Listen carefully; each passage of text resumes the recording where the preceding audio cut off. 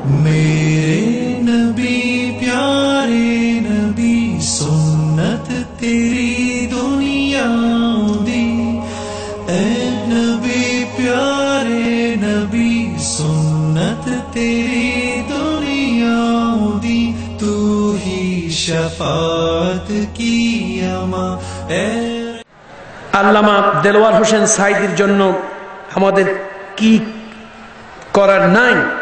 দেখুন, আমি এটাও রাজনৈতিক প্রশ্ন, তবে সাঈদী বলে আমি কিছু বুঝি না। আমি একটা কথা বুঝি, কোরআন শরীফের ৪৮ নম্বর সূরা, একটু লিখে নেন দয়া করে আপনারা। ৪৮ নম্বর সূরা, সূরার নাম আল ফাতহ। বলেন সূরার নাম কি?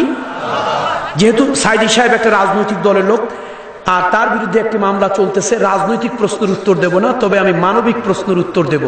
এবং আমার প্রশ্নের উত্তর যে মুসলমানের বাচ্চা গ্রহণ করতে পারবে না, আল্লাহর কসম সে মুনাফিক। কোরআন হাতে নিয়ে কসম খেয়ে বলছি, কোনো বাবার বৈধ সন্তান যদি থাকো, আমার কোরআনের বিরোধিতা করবে, আমার কথার বিরোধিতা করবে, আমি কোরআন এবং ইতিহাস দিয়ে দলিল দেবো। এক চুল পরিমাণে কথা যদি মিথ্যা বাড়ায় বলি, এই মুহূর্তে দাঁড়িয়ে প্রতিবাদ করবে। যদি না করো, আল্লাহর গজব তোমার উপর পড়বে। কয় নম্বর সূরা? সূরার নাম আল ফাতহ, আয়াত নম্বর 18। কত?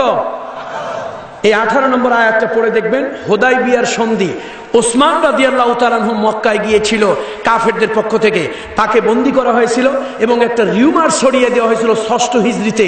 আল্লাহ রাসূল যখন উমরা পালনের জন্য এহরাম পরে ১৪০০ লোক নিয়ে মক্কায় এসেছিলেন, হুদায়বিয়ায় সন্ধি হয়েছিল। সেই সময়ের কথা, ইতিহাস এর দলিল। বানানো ওয়াজ করলে আজকের যুগে বাঁচা যাবে না। আর দলিল হলো কোরআন শরীফ। আমার মতো হাজার মোল্লা মৌলবী ছুড়ে মারা যায়, আমার মতো হাজার মোল্লা মৌলবীর মুখে থুতু মারা যায়, আমার মতো হাজার মোল্লা মৌলবী বাদ দেওয়া যায়, কিন্তু কোরআন আর ইসলাম বাদ দেওয়া যায় না।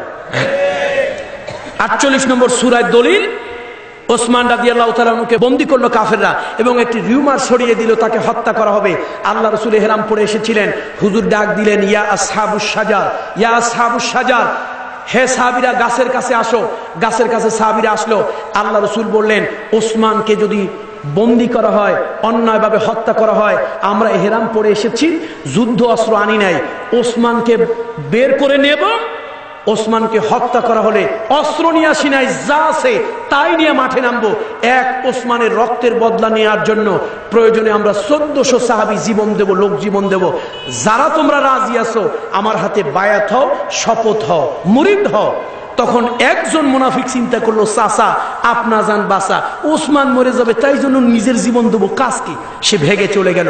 ১৩৯৯ জন সাহাবী আল্লাহ রসুলের হাতে হাত দিয়ে সে বায়াত হলো। এই যে আমরা পীর মুরিদি বায়াত করি, এই বায়াত না, কোরআন শরীফে এসেছে এটা হলো জীবন দেওয়ার বায়াত। আল্লাহ রসুলের হাতে হাত দিলেন ১৩৯৯ জন লোক। হঠাৎ রসুল তার বাঁ হাতখানা উপরে দিলেন।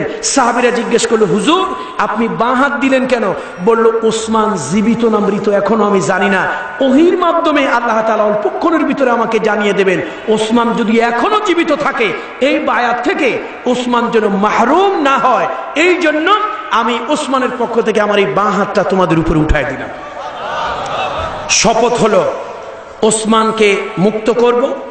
যদি তাকে কাফেররা অন্যায়ভাবে হত্যা করে, এক ওসমানের জন্য কয়জন লোক জীবন দেব? ১৩৯৯ জন জীবন দেব। বায়াতটা, শপথটা হয়ে যাওয়ার পরপরই জিবরাইল চলে আসলো। লাকাদ রাদিয়াল্লাহু আনিল মুমিনিন, আল্লাহ ইমানদারদের এই যে জীবন দেওয়ার শপথে আল্লাহ রাজি হয়েছে।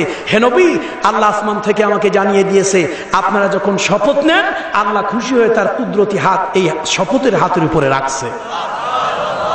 সুতরাং এই যুগেও সাঈদী বুঝি না, কোন রাজনৈতিক দলের লোকের পক্ষে তো আমি এখানে দালালি করতে আসি নাই।